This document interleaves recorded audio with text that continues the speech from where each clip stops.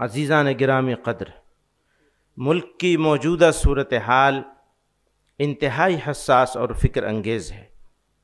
افسوس کے ساتھ کہنا پڑتا ہے کہ ایک خاص طبقے کی بالادستی اور دوسرے طبقوں کو قانونی طور پر بے بس، سماجی طور پر علیحدہ اور معاشی طور پر بے عزت، رسوا اور محروم بنانے کے لیے معاشی boycott, bulldozer action, mob lynching, مسلم اوقاف کی سبوتاژی، دینی مدارس و اسلامی اصطلاحات کے خلاف منفی مہم کی باقاعدہ اور منظم کوششیں کی جا رہی ہیں۔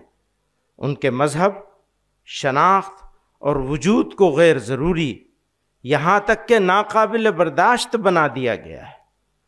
بالخصوص مسلمانوں کے خلاف سرکاری سرپرستی میں جاری منافرت اور ظلم و ستم کی وجہ سے حالات اس نہج پر پہنچ چکے ہیں کہ آج مسلمان خود کو راہ چلتے غیر محفوظ محسوس کرتے ہیں۔ انہیں قدم قدم پر نفرت و حقارت کا سامنا ہے۔ کلیجہ تھام کر سنتے ہیں لیکن سن ہی لیتے ہیں، میرے یاروں کو میرے غم کی تلخی بھی مزہ دے ہے۔ حضرات گرامی قدر، ملک کے آئین نے ہمیں اپنے مذہب پر چلنے اور اس کی تبلیغ کی اجازت دی ہے، لیکن کنورژن لاء میں ترمیم کے ذریعے اس بنیادی حق کو ختم کیا جا رہا ہے۔ اس قانون کو اس طرح استعمال کیا جا رہا ہے کہ مذہب کی تبلیغ کا عمل خوف اور سزا کا مستحق بن جائے۔ دوسری طرف گھر واپسی کے نام پر کسی خاص دھرم میں شامل کرنے والوں کو کھلی چھوٹ حاصل ہے، ان پر کوئی سوال نہیں اٹھایا جاتا، نہ قانونی کارروائی ہوتی ہے۔ یوں قانون کا مقصد غیر جانبداری نہیں رہتا، بلکہ ایک خاص مذہبی سمت کی طرف سماج کو دھکیلا جانا ہے۔ یہ پورا ڈھانچہ دراصل دوہرے رویے کا مظہر ہے کہ ایک طرف مسلمانوں اور دیگر اقلیتوں کے مذہبی حق دعوت کو جرم بنا دیا جائے، تو دوسری طرف مسلم نوجوانوں کو دباؤ، خوف اور ریاسی تائید یافتہ سرگرمیوں کے ذریعے اکثریت کے مذہب میں شامل ہونے پر مجبور کیا جائے۔ اسی طرح ہمارے ملک میں خالص دینی اصطلاح حلال کے تصور کو منظم طور پر بدنام کیا جا رہا ہے۔ حالانکہ حلال کا مطلب صرف ذبیحہ نہیں، بلکہ ایک مسلمان کی پوری زندگی کا پاکیزہ طرز عمل ہے۔ حلال میں جائز کمائی، ملازمت، تجارت میں امانت اور مال کے درست استعمال جیسے بنیادی اصول شامل ہیں۔ یہ وہ اخلاقی نظام ہے جو انسان کو ظلم، دھوکے، رشوت اور ناجائز کمائی سے بچاتا ہے۔ حلال دراصل امانت، انصاف اور پاکیزگی کی اس روایت کا نام ہے جو ایک مسلمان کی زندگی کی بنیاد ہے۔ اسی بنیاد کو مشکوک بنانے کی کوشش کی جا رہی ہے تاکہ مسلمانوں کی مذہبی آزادی، معاشی حقوق اور طرز زندگی کی بنیادی اقدار کو کمزور کیا جا سکے۔ مجرم ہیں ہم ہی، ان کے گنہگار ہم ہی ہیں، وقت آئے تو مرنے کو بھی تیار ہم ہی ہیں، پھولوں کے لیے سینہ ہمارا ہی سپر ہے، اس صحن چمن کے در و دیوار ہم ہی ہیں، مشہور جو ایک قافلے اہل جنوں ہیں، اس قافلے کے قافلہ سالار ہم ہی ہیں۔ وقف ایک دینی معاملہ ہے۔ مسلمان آخرت کے ثواب کی غرض سے اپنی جائیداد وقف کرتے ہیں۔ یاد رکھیے کہ یہ اوقاف کسی بادشاہ یا حکومت کی ملکیت نہیں ہے، ان میں سے اکثر عام مسلمانوں کی وقف کردہ ہے۔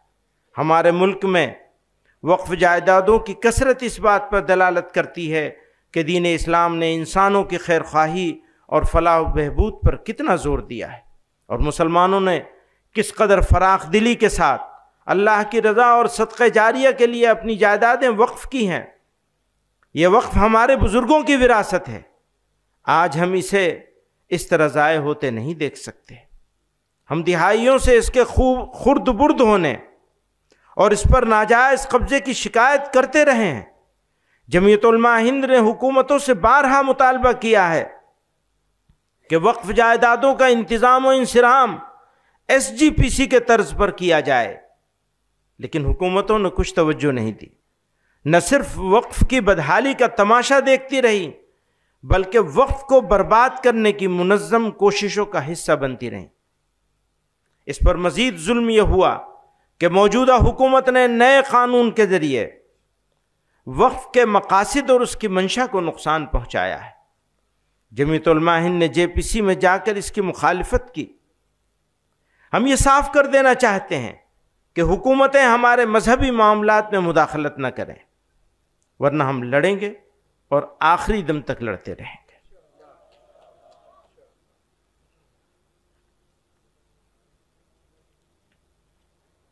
عدلیہ کا رویہ، حضرات گرامی قدر، کسی بھی مہذب سماج کے لیے عدل و انصاف سب سے بڑا معیار ہے۔ عدل و انصاف کے بغیر بڑی سے بڑی ریاست اور بڑے سے بڑا ملک باقی نہیں رہ سکتا۔ ہر حکمراں کا اولین فرض اپنی رعایا کو انصاف فراہم کرانا ہے۔ ملک میں امن و امان کا قیام اور جرائم سے پاک معاشرے کی تشکیل انصاف کے بغیر ہو نہیں سکتی، ہو ہی نہیں سکتی۔ لیکن افسوس کے ساتھ یہ کہنا پڑتا ہے کہ گزشتہ کچھ عرصے سے، بالخصوص بابری مسجد، طلاق ثلاثہ جیسے بہت سے مسئلوں پر فیصلے کے بعد یہ تاثر عام ہو رہا ہے کہ عدالتیں حکومتوں کے دباؤ میں کام کر رہے ہیں۔ اقلیتوں کے آئینی حقوق اور دستور کے بعض بنیادی اصولوں کی تشریح کی ایسی مثالیں سامنے آئی ہیں جنہوں نے عدالتوں کے کردار پر سوالیہ نشان لگا دیا ہے۔ موجودہ وقت میں عبادت گاہ ایکٹ کو نظر انداز کرتے ہوئے گیان واپی اور متھرا کے مقدمات کو قابل سماعت قرار دینے کا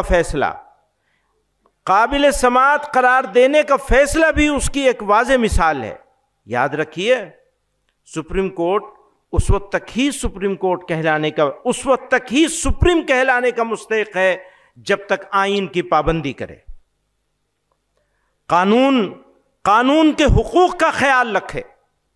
اگر ایسا نہ کرے تو وہ اخلاقی طور پر بھی سپریم کہلانے کا حقدار نہیں ہے۔ تھوڑی تکلیف، اب جب عدالتوں کے بارے میں بات کر رہے ہیں تو مجھے یہ کہنا ضروری ہے، تھوڑی تکلیف رسن پھر تھوڑی سی تکلیف دار، ہمیں تیار ہونا پڑے گا۔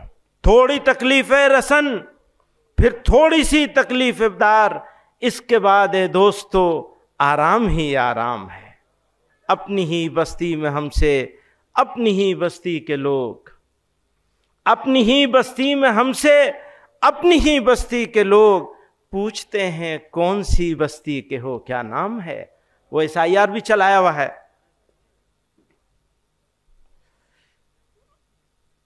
ایک بہت اہم معاملہ ہے،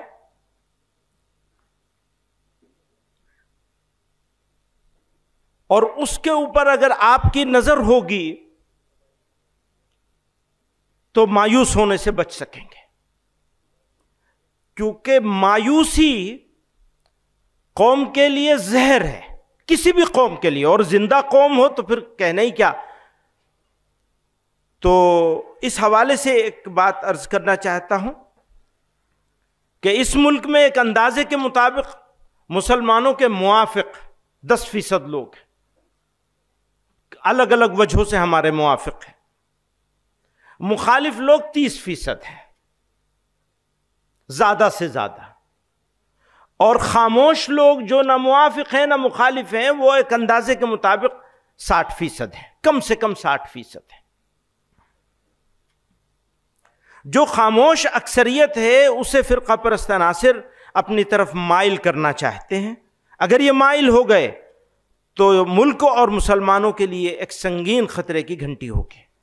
اگر ہم چاہتے ہیں کہ فرقہ پرست عناصر کامیاب نہ ہوں تو قوم تنظیموں، شخصیات اور مسلمانوں کے نمائندوں کو دعوتی مزاج اختیار کرنا ہوگا۔ مسلمان اپنے منصب کو پہچانے اور دعوت و ارشاد کے نقطہ نظر سے جو اخلاقی عظمت ان کو حاصل ہونی چاہیے وہ حاصل کریں۔ ہم دوسروں کے ساتھ بہتر تعلقات قائم کریں، ایک دوسرے کی ثقافت اور مذہب کا احترام کریں، لیکن لوگوں کو دین اسلام کی حقیقی تعلیمات سے بھی آگاہ کریں۔ دعوتی مزاج کیا ہے؟ قرآن کریم سے رہنمائی ملتی ہے کہ جب آپ صلی اللہ علیہ وسلم کے حق و صداقت اور محبت و ہمدردی کے جواب میں مشرکین مکہ کی طرف سے ظلم و ستم، جبر و تعدی، وحشت و بربریت، بدخلقی اور بہیمیت پیش کی جاتی تھی، تو اس وقت حق تعالی جل مجدہ نے رہنمائی فرمائی۔ چنانچہ قرآن مجید کی سورہ نمبر 46 آیت نمبر 35 میں اللہ رب العزت ارشاد فرماتے ہیں، فَاصْبِرْ كَمَا صَبَرَ أُولُو الْعَزْمِ مِنَ الرُّسُلِ، سورہ احقاف، صبر کرو جیسے کہ اولو العزم رسولوں نے صبر و استقامت سے کام لیا، اور خدا پر بھروسہ کرو۔ قرآن مجید کی سورت نمبر 33 آیت نمبر 48 میں پروردگار عالم فرماتے ہیں، وَدَعْ أَذَاهُمْ وَتَوَكَّلْ عَلَى اللَّهِ وَكَفَى بِاللَّهِ وَكِيلًا، اور ان کی ایذا رسانی کو نظر انداز کرو اور خدا پر بھروسہ کرو۔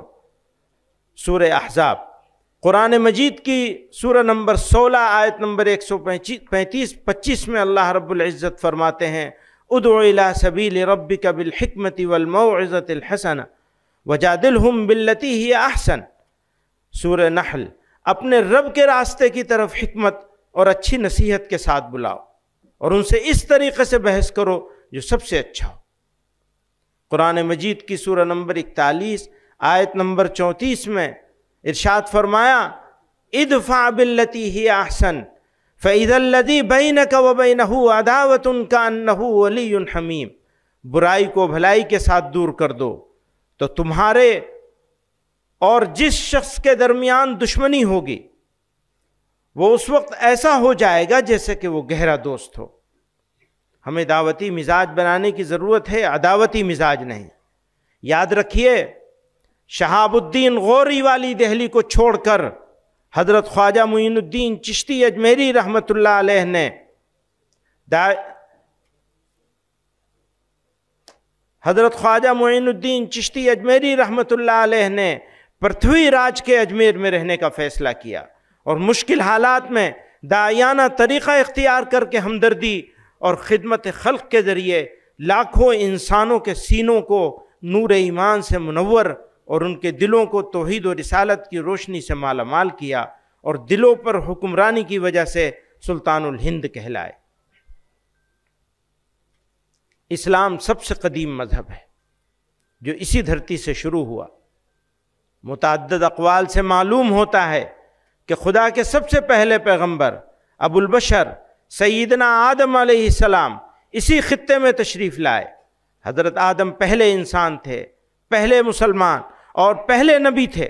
حضرت محمد صلی اللہ علیہ وسلم آخری نبی ہیں۔ آپ صلی اللہ علیہ وسلم کا پیغام آفاقی ہے، کسی زمین یا خطے کے ساتھ محدود نہیں۔ اس لیے ہندوستان کی دھرتی مسلمانوں کے لیے کبھی اجنبی نہیں رہی اور نہ رہے گی انشاءاللہ۔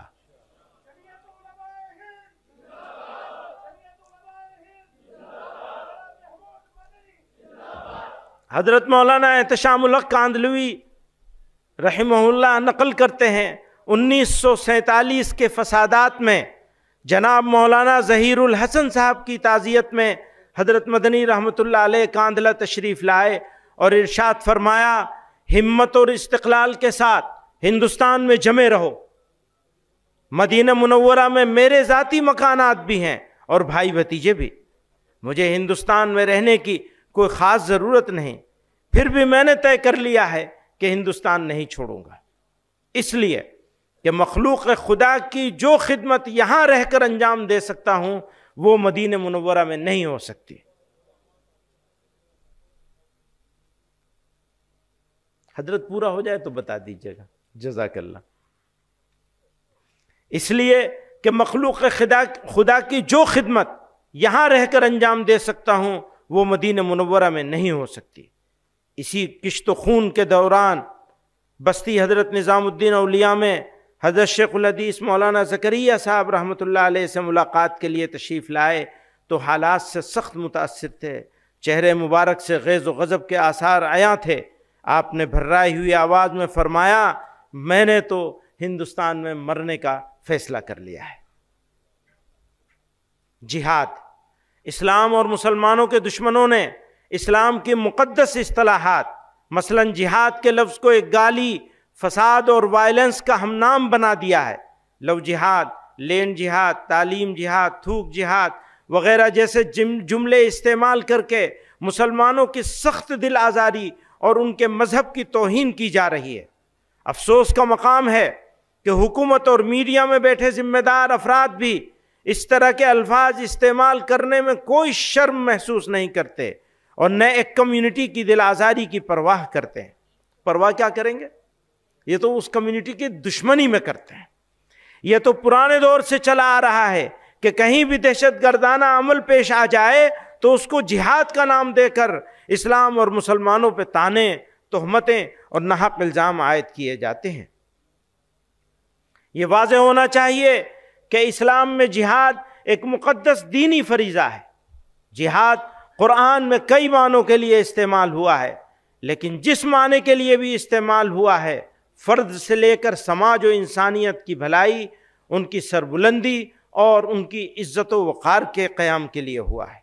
جہاں جنگ و قتال کے معنی میں استعمال ہوا ہے وہ بھی ظلم و فساد کے خاتمے اور انسانیت کی بقا کے لیے ہے۔ اس لیے جب جب ظلم ہوگا تب تب جہاد ہوگا۔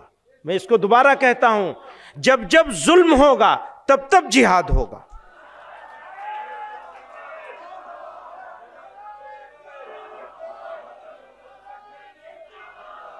تمام ہی آسمانی مذاہب میں غور کیجئے گا، تمام ہی آسمانی مذاہب میں ظلم کے خلاف کھڑے ہونا ایک اخلاقی ذمہ داری ہے۔ اسلام میں بھی جہاد کا بنیادی مقصد ظلم کا خاتمہ، امن کا قیام اور حق کا دفاع ہے۔ تاہم یہ حقیقت ذہن نشین رہنی چاہیے کہ نمبر ایک، جہاد کوئی انفرادی، نجی یا انتقامی کارروائی نہیں۔ نمبر ایک، جہاد کوئی انفرادی، نجی یا انتقامی کارروائی نہیں۔ نمبر دو، صرف ایک ذمہ دار اور شرعی اصولوں کے مطابق قائم ریاست ہی جہاد کا فیصلہ کر سکتی ہے۔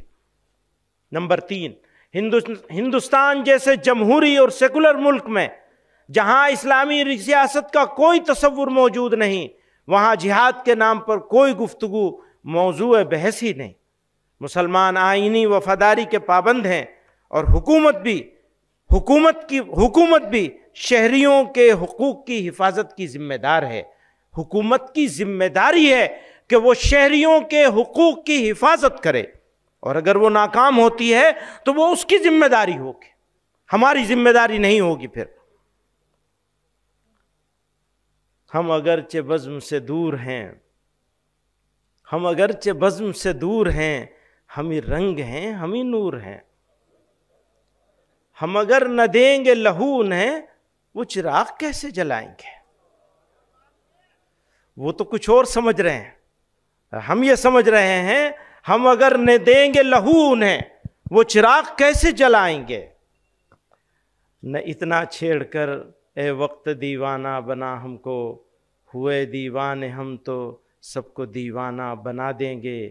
نہ جانے کتنے دل بن جائیں گے ایک دل کے ٹکڑے سے، نہ جانے کتنے دل بن جائیں گے ایک دل کے ٹکڑے سے، وہ توڑیں آئینہ ہم آئینہ خانہ بنا دیں گے۔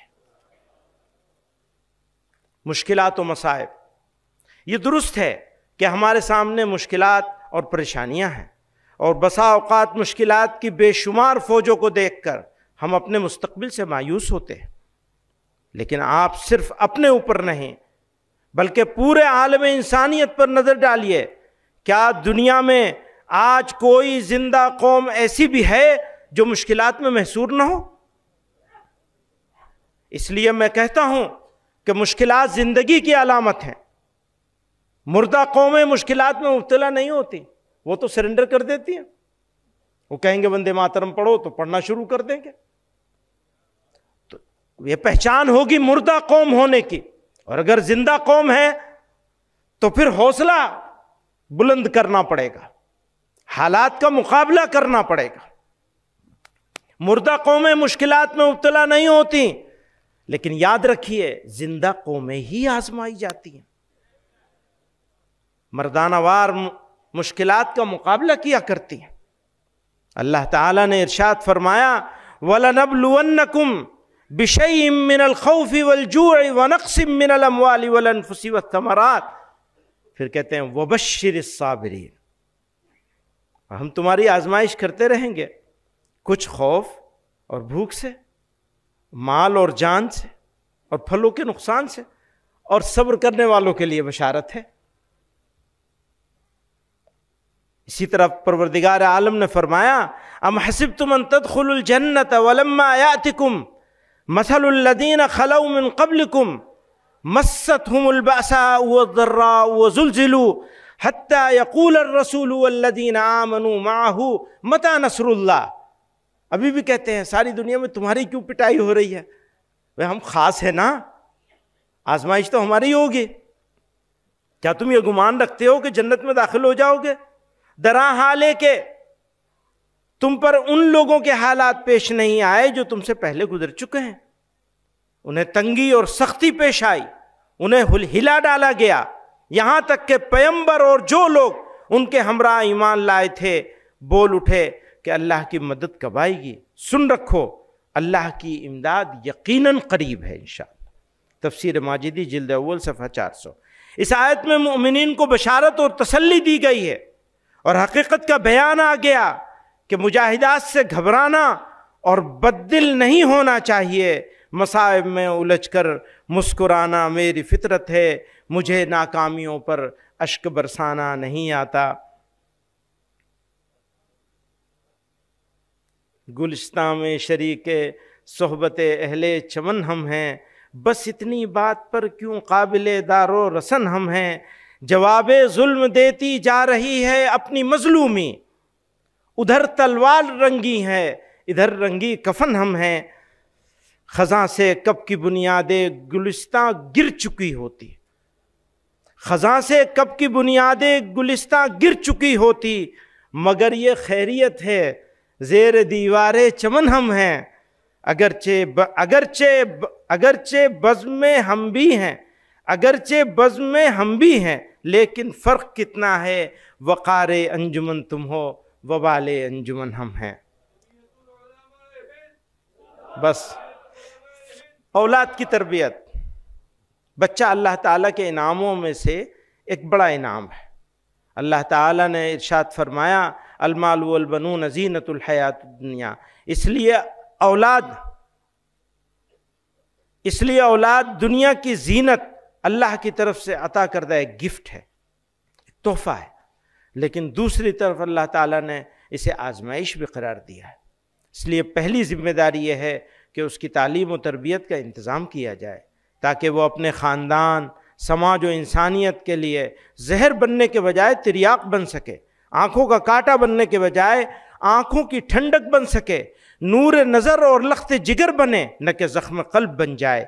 اسی لیے کہا جاتا ہے کہ بچہ وہ پودا ہے جسے اگر ابتدا میں سیدھا لگا دیا جائے تو زندگی بھر سیدھا پھل دیتا ہے، اور اگر بنیاد ٹیڑھی ہو جائے تو پوری عمارت کمزور ہو جاتی ہے. اسلام نے بچوں کی صحیح تربیت کو والدین کی اولین ذمہ داری قرار دیا ہے.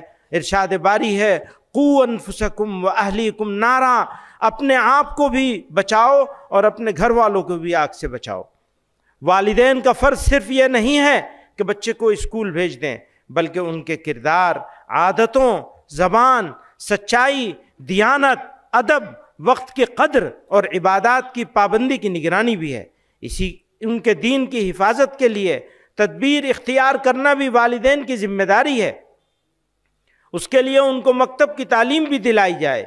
یاد رکھیے کہ جو بچے اپنی تعلیم کے ساتھ اخلاق سیکھتے ہیں وہ آگے چل کر والدین کا سہارا، خاندان کی عزت اور قوم کی طاقت بنتے ہیں۔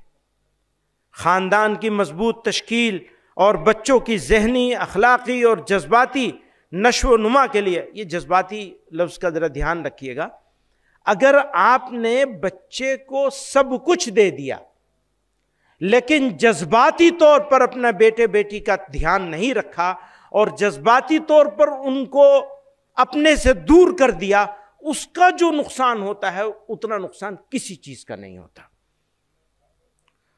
جذباتی نشو و نما کے لیے خوشگوار اور پرسکون گھریلو ماحول بنیادی ستون کی حیثیت رکھتا ہے۔ ایسا ماحول تب پیدا ہوتا ہے جب گھر کے افراد محبت، احترام اور تحمل کے ساتھ رہیں۔ ایک بھائی اپنے بھائی کے ساتھ اچھا معاملہ کرتا ہے، اگر وہ اچھا معاملہ اپنے بھائی کے ساتھ کرنے کا روادار نہیں ہے، بھائی یا بہن کے ساتھ، تو وہ کیسے امید کرے گا کہ اس کی اولاد آپس میں ایک دوسرے کے ساتھ محبت اور احترام سے رہیں گے؟ جب گھر کے افراد محبت، احترام اور تحمل کے ساتھ رہیں، ایک دوسرے کی بات توجہ سے سنیں اور غیر ضروری تنقید اور جھگڑے سے اجتناب کریں، گھر میں شفقت اور نظم و ضبط ہو، تو بچوں میں اعتماد، مثبت سوچ، امانت اور تعاون جیسی خوبیاں قدرتی طور پر پروان چڑھتی ہیں۔ تربیت کا سب سے مؤثر آغاز گھر سے ہوتا ہے۔ والدین کا کردار یہاں سب سے اہم ہے، کیونکہ بچے انہی کو اپنا پہلا نمونہ بناتے ہیں۔ اس لیے شادی سے قبل ازدواجی تربیت اور شادی کے بعد والدین کی تربیت نہایت ضروری ہے، تاکہ وہ خاندان کو محبت، حکمت اور سمجھداری کے ساتھ سنبھال سکیں۔ جب گھر تعلیم و تربیت کا سرچشمہ بن جائے تو ایسے ماحول میں پروان چڑھنے والا بچہ خود بھی ایک متوازن، باکردار اور صالح انسان بنتا ہے، جو مستقبل میں ایک بہتر معاشرے کی بنیاد رکھتا ہے۔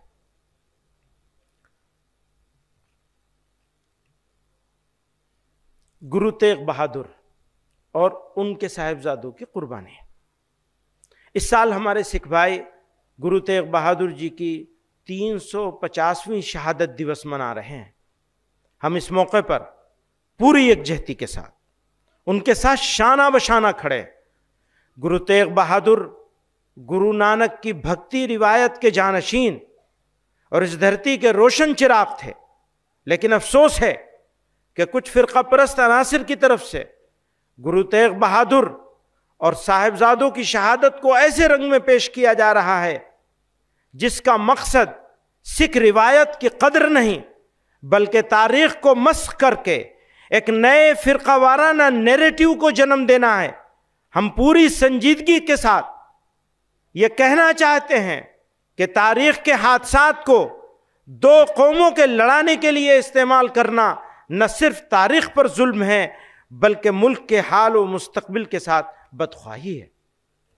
آج جمیعت علماء ہند کے اس پلیٹ فارم سے صاف صاف اور دو ٹوک الفاظ میں اس حقیقت کا اظہار کرنا چاہتے ہیں کہ تاریخ کے وہ واقعات جن کے نتیجے میں گرو صاحب کے کمسن صاحبزادگان کے قتل کا دردناک حادثہ پیش آیا تھا، وہ ظلم اور ناانصافی پر مبنی تھے۔ یہ سانحہ ہماری اجتماعی اخلاقی قدروں اور انصاف کے اصولوں سے کسی طرح میل نہیں کھاتا۔ اسی کے ساتھ یہ وضاحت بھی ضروری ہے کہ مغلوں کی حکومت کو اسلامی حکومت قرار دینا، مغلوں کی حکومت کو اسلامی حکومت قرار دینا تاریخی حقائق کے منافی ہے۔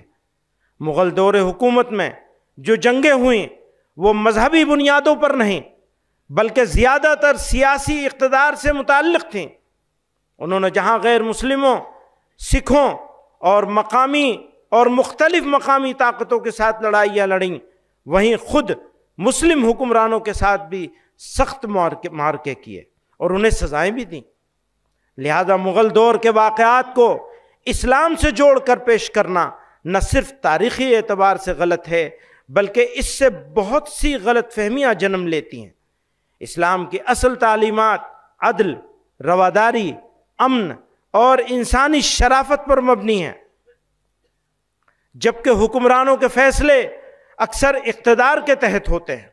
اس لیے ضروری ہے کہ تاریخی واقعات اور اسلامی اصولوں میں واضح فرق رکھا جائے تاکہ اسلام کے بارے میں گمراہ کن تصورات بھی دور ہوں.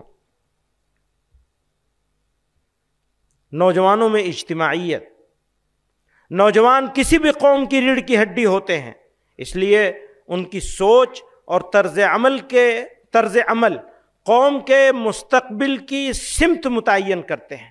اگر واقعی ہمیں اپنے مستقبل کی مضبوط تعمیر کرنی ہے تو نوجوانوں کو انفرادیت کے دائرے سے نکل کر دھیان کریے گا. ہماری جماعت میں بھی انفرادیت بہت جگہ گھس گئی ہے اور اجتماعیت بہت جگہ پہ پیدا ہی نہیں ہوئی ہے، اور قوم کا حال بھی ایسا ہی ہے، کام کرنے والوں کا حال بھی ایسا ہی ہے، ہم سب کا. میں اس کو دوبارہ پڑھتا ہوں. نوجوان کسی بھی قوم کی ریڑھ کی ہڈی ہوتے ہیں، اس لیے ان کی سوچ اور طرز عمل قوم کے مستقبل کی سمت متعین کرتے ہیں. اگر واقعی ہمیں اپنے مستقبل کی مضبوط تعمیر کرنی ہے تو نوجوانوں کو انفرادیت سے نکل کر اجتماعیت اور ٹیم ورک کے میدان میں لانا ہوگا. بکھرے ہوئے نوجوان کمزور قوم کی علامت ہوتے ہیں، پھر ان کو جذباتی بھی آسانی سے بنایا جا سکتا ہے. لیکن جب وہ متحد ہو جاتے ہیں اور زندگی میں نظم و ضبط اپنا لیتے ہیں تو ان کی اجتماعی طاقت ناقابل تسخیر بن جاتی ہے. ایسے نوجوان جو اجتماعیت میں رنگ جائیں وہ صرف اپنا ہی نہیں بلکہ پوری قوم کا مستقبل روشن کرتے ہیں. یہی وہ راستہ ہے جس سے قومیں ترقی کرتی ہیں، عزت پاتی ہیں اور تاریخ میں اپنی جگہ بناتی ہیں. اس لیے جمعیت علماء ہند نے جمعیت یوتھ کلب کی بنیاد رکھی ہے. ہم جماعتی، ایک اور بات ہے، یوتھ کلب ہے اسٹارٹنگ پوائنٹ، بنانا ہے خدام ملت. ہم جماعتی احباب سے گزارش کرتے ہیں کہ وہ اس نظام سے اپنے نوجوانوں کو وابستہ کرے تاکہ ان کی شخصی، اخلاقی، فکری، روحانی تربیت کی جائے، فکری اور روحانی تربیت کی جائے. اس کے علاوہ بھی آپ کی جماعت نے تو نوجوانوں بالخصوص علماء کی تربیت کے لیے دار التربیت کا نظام قائم کر رکھا ہے جس کے مفید اثرات مرتب ہو رہے ہیں. ہم اپنے اندر وہی حریت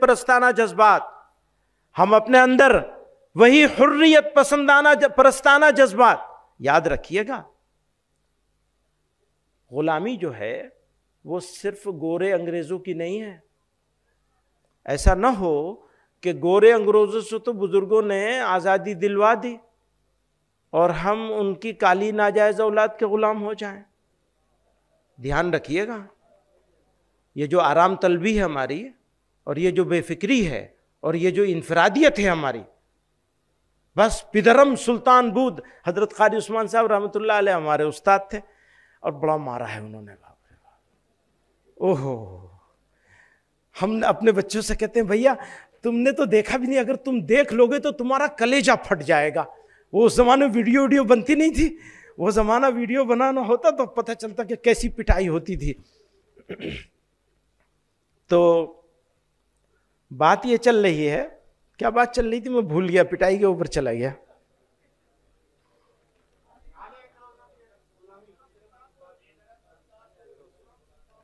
ہاں، جب وہ بہت ناراض ہوتے تھے، ہاں بس پدرم سلطان بود، میرا باپ تو بادشاہ ہے تو مجھے کیا ضرورت ہے کچھ کرنے کی، صاحبزادگیت نکالنے کے لیے.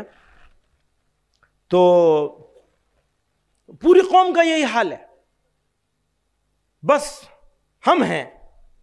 ارے بھائی ہم ہو تو کیا ہو تم، انفن فی الماء و استن فی السماء، اس سے بھی گھٹیا جگہ کوئی ہو سکتی ہے تو وہاں ہماری ناک ہے. صحیح بات ہے، واقعی ہمارا حال تو ایسا ہی ہے. اب بدلے گا کیسے یہ حال؟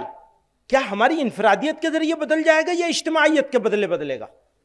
میں نے پچھلی مرتبہ یہ عرض کیا تھا کہ اس اجتماعیت کی روح کو بڑھانے کے لیے، نوجوانوں کو آگے لانے کے لیے، کام کے لوگوں کو متحرک اور فعال بنانے کے لیے، اس کا بالکل دوسرا مطلب سمجھ لیا گیا. میری کوئی تجویز نہیں ہے، پچھلے سال تھی تجویز، ابھی کوئی تجویز نہیں ہے. تو اب یہ اطمینان تو رکھیے کہ تردید کی ضرورت نہیں پڑے گی. میری کوئی تجویز نہیں ہے، میری تو اپنا دامن آپ لوگوں کے سامنے، اپنے بڑوں بزرگوں اکابر کے سامنے پھیلا کر ایک ہی تمنا ہے، الہ العالمین یہ جو ہیرے ہماری قوم میں موجود ہیں، ہمارے سماج میں موجود ہیں، ہماری جماعت میں موجود ہیں، پروردگار عالم ہمیں ایسی توفیق دے دے کہ ہم ان کو تراش کر حقیقی معنوں میں ہیرا بنا سکیں. آپ کی نظر ہوگی، یہ اکابر یہاں موجود ہیں، ان کی نظر ہوگی نوجوانوں پر، ان کی سرپرستی میں انہیں کام کرنے کا موقع ملے گا تو انقلاب آئے گا. ورنہ وہی گھسا پیٹا ایک چلتا رہے، ہاں تو یہ تو زندگی بھر کے لیے صدر محترم ہو گئے، مثلا محمود صاحب صدر ہو گئے، اب یہ صدر رہیں گے. اب اطمینان رکھو، نئے افراد کو تیار کرنے کی کوئی ضرورت نہیں ہے، بالکل کوئی ضرورت نہیں. ہو گئے بس ٹھیک ہے. اب جب یہ مریں گے تب دیکھا جائے گا، اس کے بعد جھگڑا ہوگا، فلاں ہوگا، اور اس کے بعد پھر کسی کو لایا جائے گا. اور پتہ نہیں اس وقت آپ اکابر موجود ہوں گے نہیں ہوں گے. ابھی تو آپ موجود ہیں، آپ لائیں گے کسی کو اور وہ ٹھیک کام نہیں کرے گا تو اسے لات مار کے نکال دیں گے کان پکڑ کے، دوسرے کو لائیں گے. اس طرح افراد تیار ہوں گے ہر سطح پہ، ضلع، صوبہ اور مقام. وہ جو انفرادیت ہے ہماری مولانا، اس انفرادیت کو اجتماعیت میں تبدیل کرنا ہے. اس انفرادیت کو اجتماعیت میں تبدیل کرنے کے لیے ہمیں کثیر جہتی کوششیں کرنی ہوں گی. ان کوششوں کا یہ چھوٹا سا حصہ تھا جو میں نے تجویز پیش کی تھی. اگلی منتظمہ کے لیے تیار رہیے، میں اس کو پھر لاؤں گا، اس کے اوپر بحث ہوگی. ہم اکابر کی خدمت میں اپنی ٹوپی ان کے، اپنی پگڑی ان کے جوتوں میں رکھیں گے اور کہیں گے حضرت غور کر لیجئے ہماری بات پہ. ایک اور بات ہے، بار بار کہتا ہوں، پھر کہہ رہا ہوں آپ حضرات کی موجودگی میں، آپ حضرات کو بھی سنا دوں. بھیا ہم تو جمعیت علماء میں اس لیے نہیں آئے ہیں کہ چھوڑ کے بھاگ جائیں گے. پیٹھ پہ گولی نہیں کھائیں گے، گولی سینے پہ کھائیں گے، یاد رکھنا. نعرہ تکبیر. انشاءاللہ اپنی ساری کمزوریوں خرابیوں کا اقرار کرتے ہوئے یہ کہنا چاہتے ہیں، آپ لوگوں سے یہ سیکھا ہے کہ گولی کھائیں گے تو سینے پہ کھائیں گے، پیٹھ پہ نہیں کھائیں گے انشاءاللہ. اور ہمارا جنازہ نکلے گا تو جمعیت علماء کا جھنڈا ہوگا اس پہ انشاءاللہ. نعرہ تکبیر. اب جمعیت علماء ہند، جمعیت علماء ہند، حضرت مولانا محمود اسعد مدنی. ارے بھائی کیا کر رہے ہو، بات تو کر لینے دو، بہت لمبی بات ہو گئی میری. تو بھاگنے کی تیاری کچھ نہیں ہے، جانا کہیں نہیں ہے، نہ جائیں گے نہ آپ لوگوں میں سے کسی کو جانے دیں گے.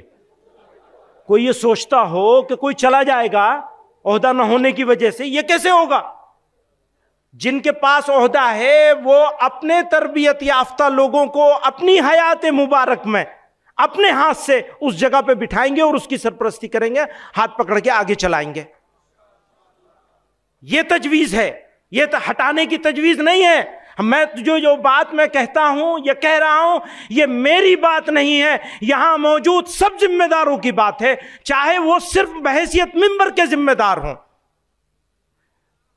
عمارت کی وہ اینٹ جو نظر آ رہی ہے وہ بہت قیمتی ہوتی ہے، لیکن جو نظر نہیں آ رہی ہے بنیاد ہے وہ اس سے زیادہ قیمتی ہوتی ہے.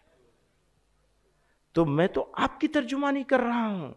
یہ کہہ کر کے کہ میرے جنازے پر جمعیت کا جھنڈا ہوگا، یہ میرا نہیں آپ کا ہے جذبہ. آپ مریں گے تو جمعیت علماء کے جھنڈے کے ساتھ مریں گے، اس کے بغیر نہیں مریں گے. نہ کوئی بھاگے گا ہم میں سے پیٹھ دکھا کے انشاءاللہ، کیسے بھی حالات ہوں. انہوں نے ان کا سورج نہیں ڈوبتا تھا، ان سے ٹکر لی تھی، جیلوں کو آباد کیا، پھانسی کے پھندوں کو چوما ہے. تو کیا اس تسلسل کو چھوڑ دیں گے؟ اس بات سے ڈر جائیں گے کہ پابندی لگ جائے گی ہماری جماعت کے اوپر؟ ڈرو گے؟ نہیں ڈریں گے. کچھ بھی ہو جائے حالات، مقابلہ کریں گے انشاءاللہ. قائد کے فرمان پر. کون صاحب ہیں یہ؟ بھائی بات کر لینے دو، بات کا تسلسل ٹوٹ جاتا ہے، بات نہیں وہ ہو پاتی ہے. ایک بہت ضروری بات ہے، اسی کے ضمن میں اس بات کو کہہ کے ختم کر دوں گا. ہم لوگوں نے بارہا یہ بات کہی ہے، ہمارے بہت سارے اکابر نے یہ بات سنی ہوگی، اور بہت سے اکابر بھی اس بات کو کہتے ہیں، خصوصاً حضرت محتمی صاحب دامت برکاتہم. جیسے دینی تعلیمی بورڈ ہے، ہم دینی تعلیمی بورڈ کے تحت مکاتب چلاتے ہیں، ہمارے بہت سارے ساتھی ہیں، کوئی نورانی مکتب چلاتا ہے، کوئی وفاق المکاتب کے تحت چلاتا ہے، کوئی دینیات کے ساتھ کام کرتا ہے، کوئی فلاں سے. میں سب لوگوں سے یہ عرض کرتا ہوں، اپنے ساتھیوں سے، بھائی اگر دینیات والے 50,000 مکتب چلا رہے ہیں مثلا، یا 1 لاکھ چلا رہے ہیں، تو 1 لاکھ مکتب میں جتنے بچے پڑھ رہے ہیں ان بچوں کو پڑھانے کی ذمہ داری سے ہم بری ہو گئے نہیں ہو گئے؟ تو وہ ہمارے مخالف ہیں یا معاون ہیں؟ وہ ہمارے معاون ہیں. ہمارا ان سے طریقے عمل میں دینیات سے کوئی اختلاف نہیں ہے، لیکن کسی کام کرنے والے سے ہمارا اختلاف ہو سکتا ہے. جمعیت میں بھی ہو سکتا ہے، جماعت میں بھی ہو سکتا ہے، کوئی اسلام کے نام پر ہے، کوئی کسی نام پر ہے. اگر کسی سے اختلاف ہے تو کیا اس کے اچھے کام بھی بیکار ہو گئے؟ ہم بچیوں کا اسکول بنانے کی بات کر رہے ہیں. ایک آدمی بچیوں کا، جیسا کہ حضرت مولانا سلمان صاحب فرما رہے تھے، بچیوں کا اسکول یا بچوں کا اسکول چلاتا ہے، اور وہ آدھے گھنٹے کے لیے حافظ جی کو بلاتا ہے، اور بلا کر وہ ناظرہ وادرہ کچھ 2-4 بچوں کو پڑھا دیا، کہہ دیا اسلامی ہو گیا. یقیناً ہمیں اسے بدلنے کی ضرورت ہے، لیکن ایسا مدرسہ بھی، ایسا اسکول بھی جہاں سب کچھ نہیں ہو رہا ہے اور کچھ بھی نہیں ہو رہا ہے، لیکن کم سے کم وہ وندنا اور وہ سارے کام سے تو بچ جاتا ہے ہمارا بچہ جو شرکیہ اعمال ہے. تو ان کو بہتر کرنے کی ضرورت ہے، ان کو ریجیکٹ کرنے کی ضرورت نہیں ہے. تو یہاں یہی بات کہنا چاہتا ہوں میں، جو لوگ بھی کام کر رہے ہیں، ہمارا جمعیت علماء کی ایک فکر ہے، ایک نظریہ ہے، اور بزرگوں سے ایک وراثت ہم کو ملی ہے، ہم اس سے 1 انچ نہیں ہٹیں گے.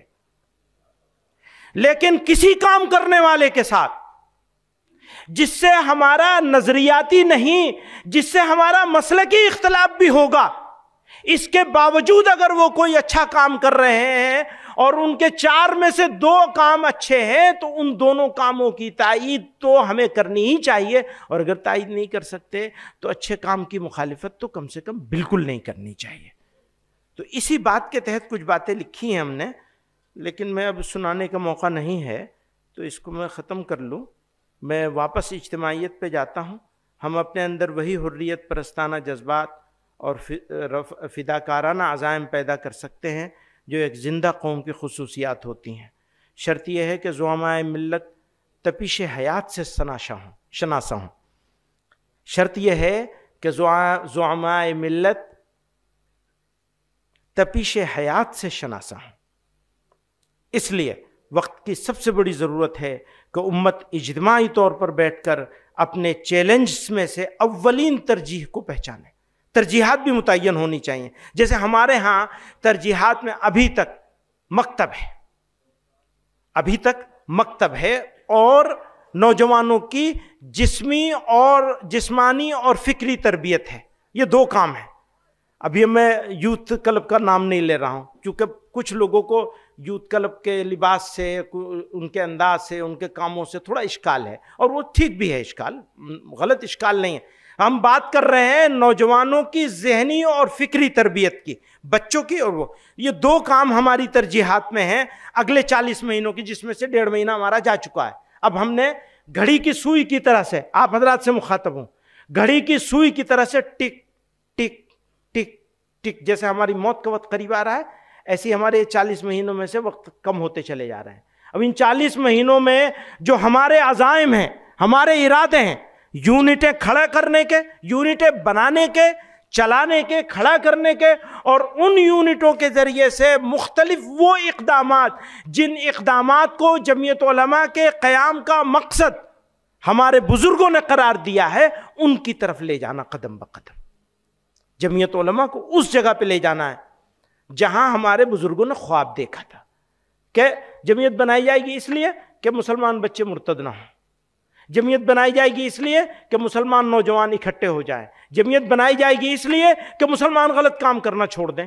جیسے میں کہتا ہوں، اب اگر کوئی آدمی اپنی شادی کسی محلے میں، کوئی آدمی کتنا بڑا کیوں نہ ہو، اپنی وہ جو ایک تجویز بنائی تھی، اپنا جلسہ اپنا خرچہ، وہ بھی ابھی کر دوں تو اچھا ہوگا، وہ لاؤ ذرا سا. تو اگر کوئی بھی آدمی، ابھی اس قابل عمل نہیں ہے، لیکن ہم تو ناقابل عمل چیزیں پیش کر رہے ہیں ساری آپ کے سامنے. کتنے بجے جانا ہے؟ 11:30 بجے.